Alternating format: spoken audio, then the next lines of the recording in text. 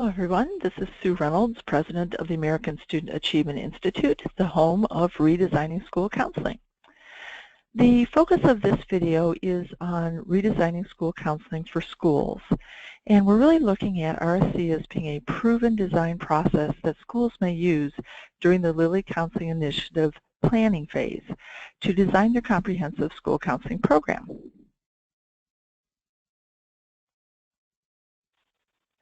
So just as a reminder, this is the third video in a 4-part video series. And the last video is on redesigning school counseling for districts, which complements RSC for schools.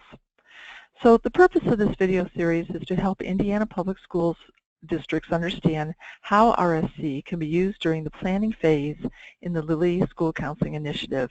And all 4 of these videos are available at www.asainstitute.org/Lilly. Okay, let's begin with a little bit of background on RSC. So first of all, let me tell you a little bit about our organization, the American Student Achievement Institute. We were founded by school counselors in 2000, and we do a lot of work nationally, but mostly here in Indiana. Our office is located in Bloomington. Our organization's mission is to raise student achievement and close achievement gaps, and our expertise is in data-driven systemic change, and we especially enjoy developing statewide grassroots movements, which we consider RSC to be. We do have several initiatives. The one we're talking about today is redesigning school counseling. Later in the implementation phase of the Lilly initiative, we will talk about guiding all kids and helping schools that want to implement non-traditional school counseling delivery models. But today we're talking about RSC. And just a little bit about me and how this all started. I was a school counselor and a teacher in public schools for 20 years, and during that time we developed the RSC model and implemented it in a couple of schools where I worked. I also, during that time, my colleagues nominated me for the National High School Counselor of the Year, and that was kind of nice to achieve, although it was not because we had a model school counselor. It was definitely because we had a model school counseling program. And after we designed the program for our school, we started teaching other schools how to do it as a hobby, and then one thing led to another, and we ended up creating this nonprofit. I also have a lot of experience with working with professional associations. I served as executive director for the Indiana School Counselor Association for 10 years and also served for several years on the ASCA board. While I was on the ASCA board, I proposed the ASCA national standards. I kind of had this picture of curriculum-based school counseling and proposed the standards so we could start developing that. I chaired ASCA's first Comprehensive School Counseling Task Force and also chaired their National Leadership Development Institute, where we taught the president and president-elect from each state how to implement a redesigning school counseling type model in their states. And then finally, after leaving the public schools, I went to the Department of Ed and worked there in Indiana for 10 years serving as the school counseling consultant. So I hope what we're wanting you to see is that our organization, the American Student Achievement Institute, is really heavily focused on student guidance, student counseling, and the development of school counseling programs. Okay, so if I were you, I'd be asking, is RSC a proven model? Is it a proven model process for designing a comprehensive school counseling program? And the answer is definitely yes. We have a lot of testimonies from schools, counselors that have implemented RSC. They've said things like it's a gold mine, the online system is immediately usable, we've done the legwork to create perfect templates.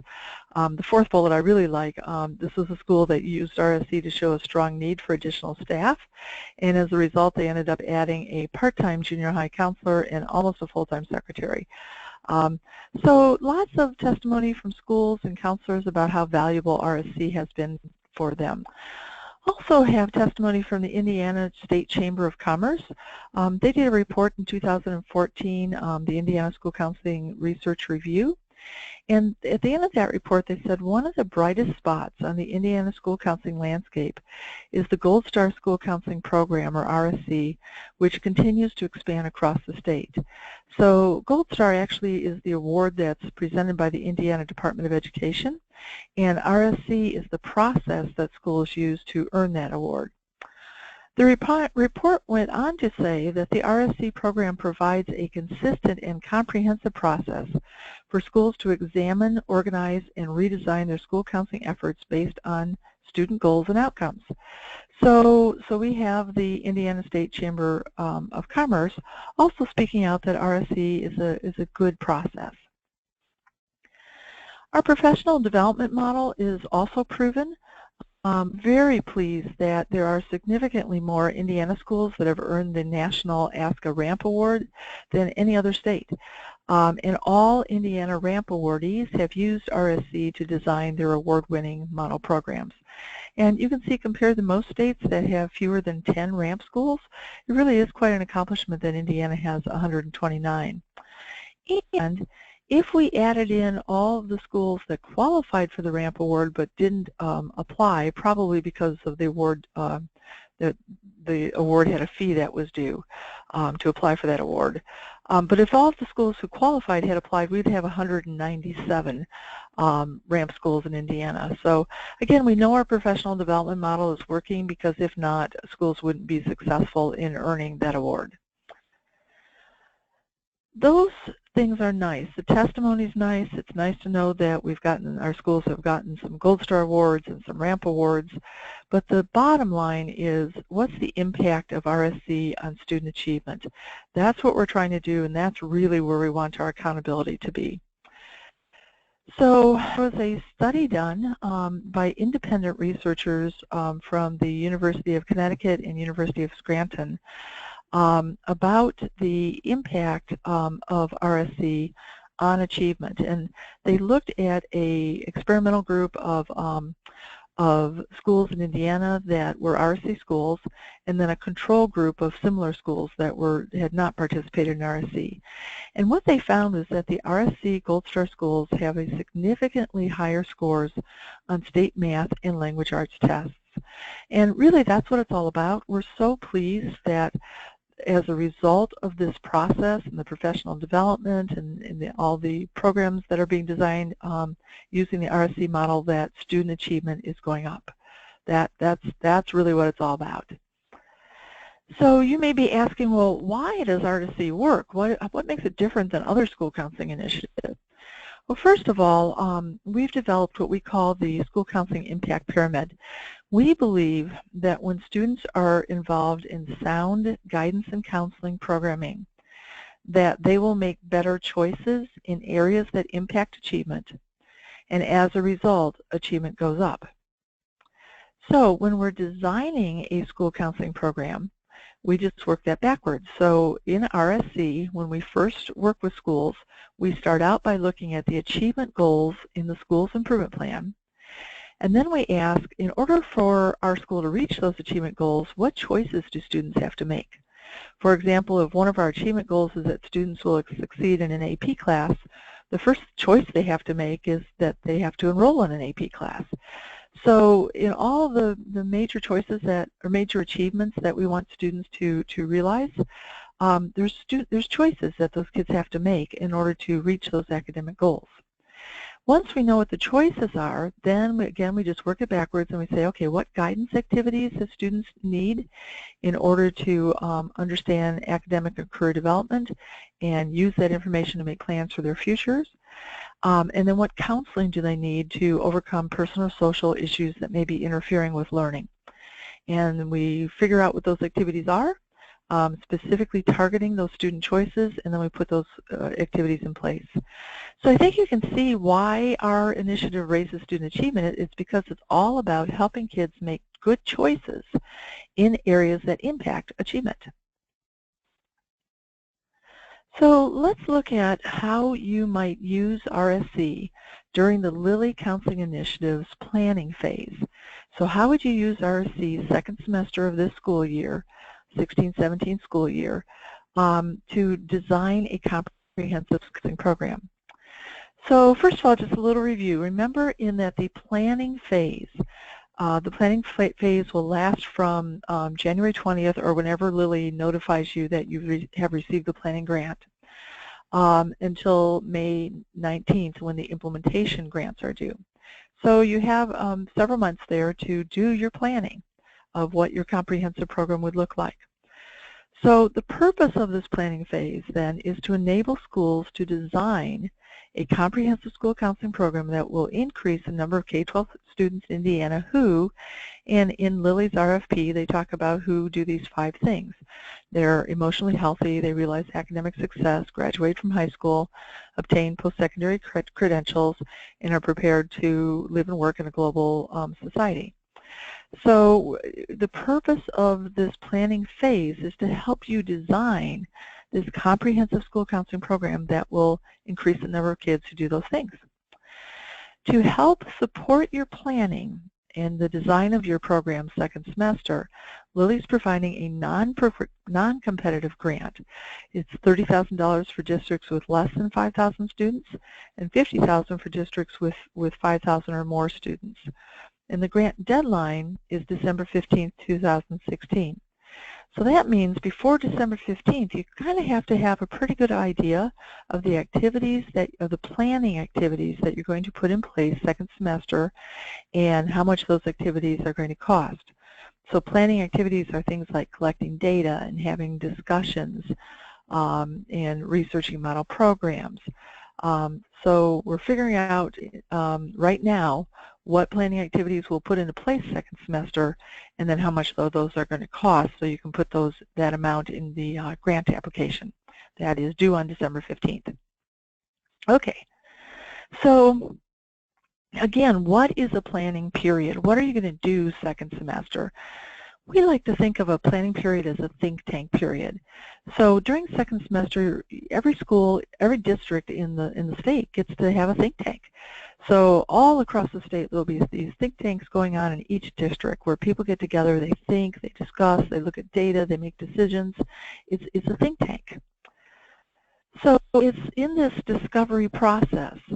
The discovery process will help you develop this model school counseling program initiative that is right for your students in your community. Your model program may include activities found in other model programs, or it could include some original activities, things that you've created that will make a difference for kids. So one thing we want to emphasize is this is not about finding a model program and just replicating it. A model program that worked in Houston may not work in Indianapolis, may not work in Paoli. So we're looking for model programs and then figuring out what's the best program for our students in our community. It may include segments of somebody else's program, but it also could include some original activities. So your next question might be, okay, so we're going to have this think tank and we're going to be talking during the second semester. What are we going to be talking about? Well, is our process and the timeline. So I'm going to go through this in a little bit of detail. In January, your think tank group would get together and you're going to come up with, as a result of this discussion, goals and priority goals. Priority goals are a subset of goals that are especially important goals for 2 reasons. One, because they really are strongly linked to raising academic achievement, and 2, that our student data tells us that not a lot of kids are currently making whatever that choice is for that goal. So, so it may be you have all these goals. Maybe a priority goal is that students, to increase the percentage of students who turn in their homework, or who complete a FAFSA, or who are assertive rather than aggressive when they're upset. So we have these goals and priority goals. The key questions are, in high achieving schools, what choices do students tend to make? And then what percentage of our students are making those choices? Okay. One other thing is that the number of priority goals, the things that you're really going to pay attention to in the coming year, that number is limited by the availability of time and resources. So we're really excited about this Lilly funding for the implementation grant because we believe that that's going to allow schools to really figure out ways to tackle more priority goals. So that's January. Then in February, once we have these priority goals are set, we'll bring your people, your think tank folks back together, and we're going to discuss root causes. Those are the things that are getting in the way of students making the choices that are your priority goals. So we're asking the questions, what situations are interfering with students' ability to make the choices that are the priority goals? And then the things that tend to get in the way are that kids don't have the knowledge they need, kids don't have the opportunities that they need, or they have social and emotional concerns that are just interfering with their ability to make a whole bunch of decisions.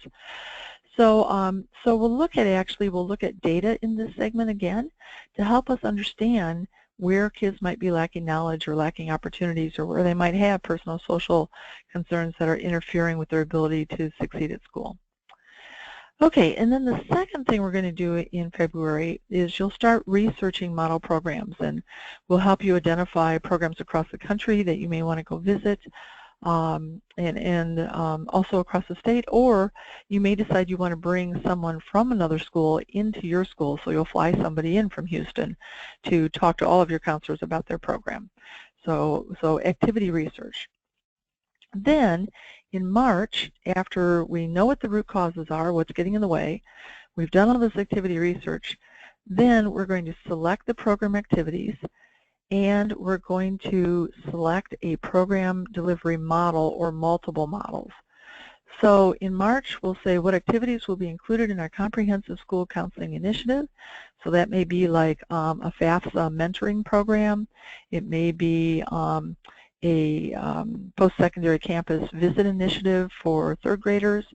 Lots of different things. And that will all be based on the goals and the root causes that you've developed in January and February. Then we'll say, okay, who's going to implement these activities? In a traditional model, it's the school counselor that implements the activities, but in a non-traditional model, which we have a feeling a lot of our RSCs will want to go down, RSC schools will want to go down that road because of all the funding available for professional development.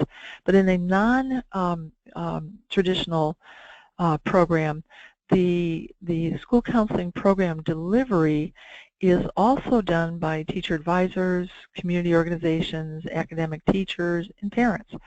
So there's lots of different types of folks that are implementing the school counseling program in a coordinated and sequenced way. So we'll talk about, what activities are we going to do, who's going to implement them, is it going to be part of a teacher or advisor program, or is that activity going to be implemented by the Kiwanis Club or somebody in the community? And then how are you going to sequence those activities so they make sense? For example, you may decide that the counselors are going to talk to students about the importance of visiting post-secondary campuses. And then shortly after that, the Kiwanis Club will provide a field trip on a Saturday for students who want to get on a bus with them and take a tour of several different types of post-secondary institutions nearby. And then the PTA also jumps in by, in the same time period that this is all going on, they provide a special program to help parents understand the importance of campus visits and understand how to set one up and what questions to ask when you're there and all of that. So everybody's working together for the same, goal to help kids make in this case, to make a choice to visit a post-secondary campus. Everybody's just working together to introduce that idea, to build upon it, to reinforce it. And so that would be a very comprehensive school counseling program. In the implementation phase, we will provide a lot of professional development for schools that want to use one of these non-traditional delivery models.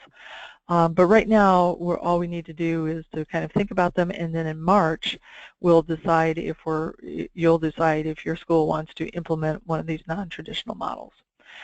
Okay, then in March, that's kind of the we'll finish up our thinking, and then in April, post-discussions, you'll need to provide your district with input so that they can include your school's activities and funding needs in the district's application for the implementation grant. So you would be sending your district your goals, root causes, activities, and your funding requests. Okay, so when we talk about this, one of the things that might be popping into your mind is who's going to manage all this? You know, when you look at the big picture like we just did, it does look kind of overwhelming, but we're going to talk in a minute about all the tools that ASA will provide to help you with this. But in terms of who's going to manage it, we suggest in the RSC schools, we'd like you to work with a steering team of 5 members. One of them has to be a counselor, one a principal per school, and then within each school, the tasks would be delegated. One person would collect student and program data, another one would recruit council. I'll talk about the council in a minute, but they recruit council participants and communicate with them. Another one would facilitate the council discussions. Another one would coordinate the model program research, and then the 5th one would send submissions to ASA for us to review and then coordinate the grant writing. So the steering team are really the kind of the worker bees in the managing of this whole process. They're not the decision makers because we want that to be a broader based group, but they're the worker bees. So then who is at the table? Who's going to participate in this think tank that you have? Okay, so we have schools put together a school counseling council. And the task of the council is to help design the school counseling program and then also to help implement the program activities down the road when we get to that step. So we suggest teachers, administrators, counselors, students, parents, and then also for each school, somebody from economic development, someone from a mental health organization, a faith-based organization, youth serving organization, and service clubs. Those are starred asterisks because those positions we feel that every school can get onto their council. We also would like you to find people from business and industry, from your community foundation, local government, public library, higher education, the sending schools that send your school students, and then the receiving schools that receive your students after they leave your building. So the council is really kind of a big group. It's not uncommon for us to have 25 or 30 people on the council. And again, we're going to give you all the tools you need so that you can facilitate discussions with your council and come to consensus quickly with the council. Okay, so that's the council. They're participating. I'm going to go back in a couple slides. They are participating in these 3 discussions to help you design your school counseling program. And then later, hopefully, they're going to step up and say, we'll help you deliver the school counseling activities as well. Okay. So we do want every school to have a council. A lot of times, if we have a lot of districts where every school in the district is involved in RSC. And a lot of times the districts will say to us, well, couldn't we have one council for the whole district? And we have found that that doesn't work very well. We really like the councils to be one per school because the students are different in every school and the politics are a little different in every school. So we really want each school to have a council that can look at the data from those specific students, figure out what the goals in that school need to be, what's getting in the way in that school, what the activities for that school need to be, as well as to negotiate any resistance that might come up from that building as we're talking about designing and implementing a new view of school counseling. So there are shortcuts we can do, like we can, if there's 6 schools in the district, we can bring all 6 schools together for the introduction to the discussion. And then we can break into small groups, one classroom per school, one for each school's council to actually discuss the data or the topic that's being discussed. Okay, so here's what we provide you. We've tried just to provide you with a whole bunch of stuff so that we could save you a ton of time. So one thing we're providing you is the process and the timeline. That process has been developed over 20 years. It's taken a lot of different variations. We've been with our current variation for several years now. It's worked very well for us. And then the timeline, too, to help you get through the process while maintaining the integrity of the process. Then we also will provide 6 webinars for your steering team. So the green columns are the webinar dates for our 2016 cohort schools that we've already been working with all first semester and second semester last year as well. And you can see in the process steps, there's some checks there because the 2016 schools have already done some of this work. The other columns, the blue columns, are cohorts for the brand new 2017 cohort that will start with us in January. So if you are currently an RSC school, you could jump in to this renewal cohort. Or if you feel like you need to just overhaul everything in your RSC program, you could jump into this first year cohort and we would just start from scratch and start over. So if it's been 10, 12 years since RSC and everybody who did it is now at different schools or is retired or whatever, you might decide you want to come back in as a first year school. So notice that the enrollment for the first year schools, I'm sorry, for this 2017 cohort, enrollment deadline is December 8th. And then your Lilly planning grant application has to be into Lilly by December 15th. And then you'd have your first webinar with us on January 3rd. Okay. So another tool we give you are surveys for your students and your counselors. There's all the different kinds of data that we collect. It's really not time intensive. What schools will normally do, like in a middle or high school, they'll say to their second period teachers, at some point during the next 4 weeks, could you please give your second period students this survey? And if every teacher does it at some point during the next 4 weeks, then you will have surveyed every student in the building. Same thing in an elementary school. You can say, could you please give this to whatever students you have, in your classroom at 8:30 at some point during the next 4 weeks, and then, the teachers could, at their convenience during that 4-week period, give the survey. So the counselors are really kind of managing the survey. We give you a set of instructions to hand to the teachers and a set of questions that you might get asked and some suggested answers and all of that. So it's gone very, very smoothly. Also, one other thing about our survey is that the results are disaggregated, and that's not something you can do with SurveyMonkey or whatever. Having disaggregated results allows you to really look at different groups of students. Like in root causes, if you find out that kids don't know what a FAFSA is, well, then you can delve a little deeper and see, is it Hispanic kids that don't know what it is, or is it free and reduced lunch students, or whoever. So we do, all of our surveys do have disaggregated results available for you.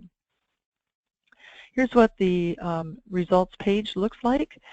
There's the types of questions that we ask, so plans and choices, guidance needs, student assistance needs, and then the perception of the school counselors. The first row there is a summary report, and you can see that some of the icons are yellow. That means that only school counselors can get the results to that. It requires a password. And then the blue icons are available to the public. So if your Kiwanis Club wants to do a guidance activity and wants to look at data to see what's needed in the community, the Kiwanis Club could look at that data that's in the blue icons, and only for aggregated data. So, okay, so we have grade level drill reports, we have disaggregation by those different areas. There's a create a student group, so if you want to know what your African American third grade boys say, you can create that group. And then there's a student list generator, and notice that only counselors have access to that, and they can only get access to it for plans and choices and guidance needs. What that is the counselors can tell the computer, please give me a list of students who said they don't know what a FAFSA is, and then that would pop out. Or you could say, give me a list of students who get D's and F's on the report card and don't know where to find extra help. You can get that list, and you can also get email addresses. So you could shoot your students an email and let them know that what a FAFSA is or where to find extra help or whatever. And that email would only be going to the students that you're targeting because they don't have that knowledge. Okay, so it really is a very robust survey that will provide lots of data for your program planning. Okay, then we have the online management system that's provided for you. There's the login and the website that you would go to access it. If you use demo123 for both the username and password, that would get you into Demo School, and you could just look around. The one thing I want to show you is that when you do log in, one thing I'd love for you to look at is the Process tab. And you can see on this Process tab that this really just gives you step-by-step what to do to start working through this process. So the first thing you're going to do is read a one-page little document. Then you're going to watch a couple of videos. Then you're going to enter your steering team members. And then you're going to review rubric items and then submit your work to Debbie. I'll talk in a minute, but when you submit work to us to review, that starts the clock running on our end, and we have 48 hours to get a written response to you regarding your submission and how well that submission met the rubric items. Okay. The online system also has communication tools. You can send mass emails to the council members, and then I already talked about this, using the student list generator to come up with lists of students that you can send a targeted email to. Okay, and then we also provide a lot of coaching and mentoring. We're kind of known for our technical support and the way we coach and mentor schools. So first of all, your steering team will have these 6 webinars. We'll teach them a step of the process 1 month at a time, and then they'll do that step. After they've done the step, they'll send us a submission or some kind of report. It might be a goal statement or a activities report. And they have entered that into our template, and then the computer will spit out the report. But after you submit work to us, then that starts our clock ticking, and we have 48 hours to give you written feedback. And we're very good at that. If I do say so myself, we're very committed to you having feedback right away. And then we actively also monitor all of our RSC schools, so we can kind of tell over the years we've learned what to look for to show if a school's confused or they're starting to get disengaged or whatever. So we're actively monitoring, and if we start to notice that it looks like you're disengaging or you're getting behind a little bit, we'll nudge a little. We'll call you and say, you know, how can we help, or you know, are you confused by something, and just kind of be there for you. So we want to initiate that. We want to be watching you and just kind of jumping in as we think you might need us. And then we also offer unlimited on-call support. So you can call us as many times as you want. It could be a quick call. You could call and schedule an hour consultation with us. Just all the support you need. So okay. So that's the tools we provide is basically the webinars and then everything you need to make the whole process easy. I know another question you might have is how do schools use RSC to earn the Indiana Gold Star School Counseling Award and the Ask a Ramp Awards? And can you do that at the same time that you're in this planning phase for Lilly? And the answer is absolutely yes. So what we'll do, if you're interested in earning Gold Star and Ramp, we'll go through the process that we need to go through to have you come up with your Lilly implementation grant. So we'll go through the planning phase with Lilly. And then after that, after you've submitted your implementation grant to Lilly at the end of the planning phase, then in June we'll have one more meeting only with schools that want to do Ramp and Gold Star. And we'll just cover the little odds and ends that you need to do to qualify for both of those awards. You'll do that in June, and then you'll be good to go for both Gold Star and Ramp Award, as well as having had a very comprehensive and rich planning phase, think tank phase, as you designed your school counseling program. Okay. We want to talk about what some possible costs might be if you decide to participate in RSC, because you'll want to include those costs in your planning grant application that your district submits. So here's just kind of a typical line items in a budget, and this is just a suggested budget. We were kind of thinking if schools had, you know, close to $3,000 at the building level that they could use to support these discussions in their school, how would they spend that money? And some schools are going to have a lot more than 3,000. In some of the smaller districts, it'll end up being more than 3,000. And in some of the larger districts, it'll end up probably being much less than 3,000. So kind of take this, you're going to have to kind of make this fit your situation. Okay, so let's go through some of this a little bit. So on personnel, we suggest that you don't spend any money on personnel in this grant or the implementation grant, because if you use money to hire people, when the funding is over, what our experience has been that most schools then can't find the continued resources to maintain that staff position. So we always recommend not using grant money to buy people. Instead, let's use it to change a delivery model and train others in the school or in the community to deliver the program. So, okay, on travel, we would suggest, if you can afford it with your grant, we would suggest $900 per school. That would cover costs related to one site visit for a flight and per diem hotel. So we really would like for schools in our process to go visit other places. We think that's going to be really helpful. So, okay, and then printing, hopefully you can just print in-house, but if not, we would like a little bit of funding to do some printing for the council meetings. Materials and supplies, not really anything to us that's really important there. On meetings, we're going to suggest $600 per school. That will cover room rental if you're meeting outside of your school, and it will also cover catering. Some of these meetings, as you can guess, are going to be a couple hours long.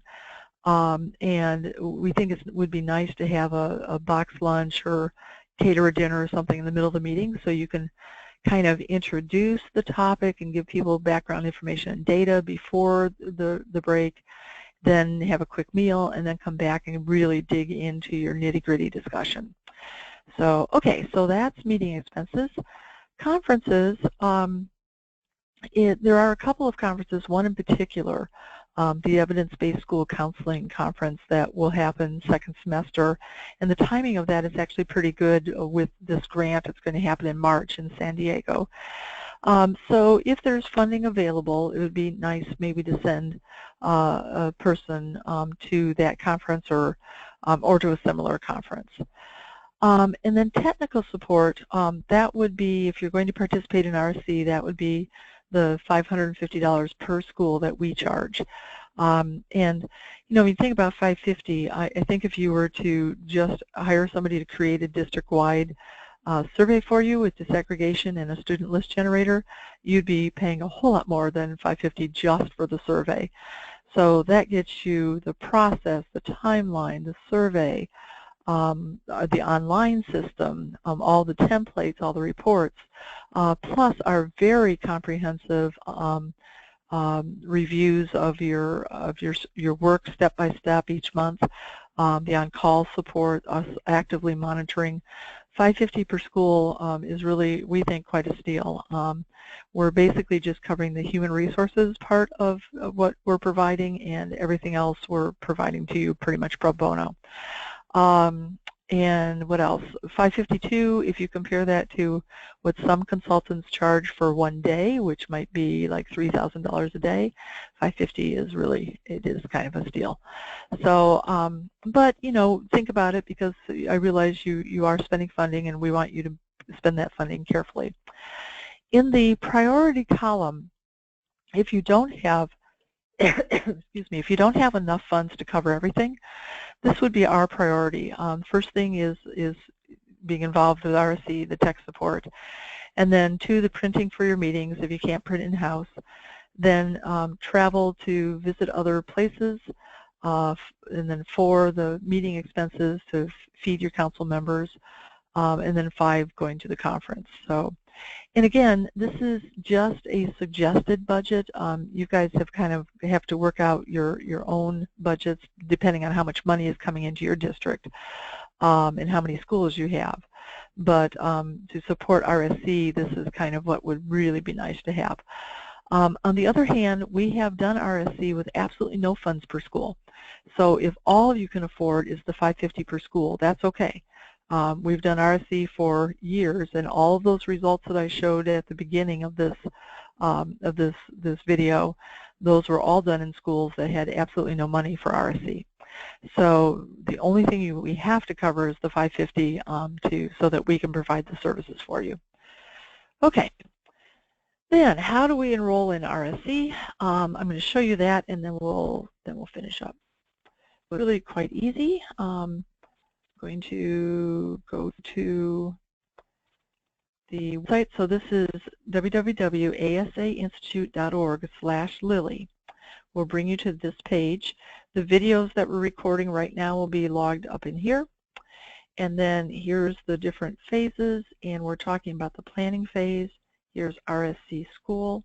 We're going to enroll, and that will put the enrollment form, and you'll just complete this. One thing we want to show you is the Memorandum of Understanding. These are the deliverables we promise you we'll provide, and then below that is the school agreement, the things that you're promising us that you'll do. So yeah, so basically that's just saying that you're going to engage in the process so that you're not wasting your time, and we're saying we're going to provide the deliverables so that we don't waste your time. Okay, and then just hit the submit button. There is also a district RSC. I would suggest that you watch the next video to see how that district RSC might coordinate with your RSC. So, okay, let's wrap up. Yeah, and that's what we were just talking about. So the last video in the series is RSC for districts. That will show districts what they can do to help schools coordinate school to school, as well as schools to coordinate with the district. So we encourage you to watch that, and we really encourage districts to apply. When we have every school in the district in, plus the district team in our initiatives, that is so powerful. Everybody's on the same timeline, everybody's using the same terminology, everybody's talking, you know, back and forth between schools and with their district, and just a lot of energy that gets built. So we really, you know, hope that you'll consider having all schools in your district apply along with your district. Okay, and all these videos are available at our website /Lilly. So okay, and then finally, if you have questions, any questions about the Lilly School Counseling Initiative should be directed to education@lei.org. Any questions about RSC or how to use RSC in the planning phase should be directed to us at asai@asainstitute.org, or they can call us at our telephone number. Okay, that's it. Thank you for listening to this and for considering RSC. We would love to help you during the planning phase. This work is a passion for us, and we'd love to become part of your team and work with you during that planning phase to help you really design a really good comprehensive school counseling program, and then to create a dynamite implementation grant application to submit to Lilly in May. So, okay, and again, please feel free to call us if you have any questions, or if you want to bounce an idea off of us, or for any reason, do call. Okay, thanks everyone.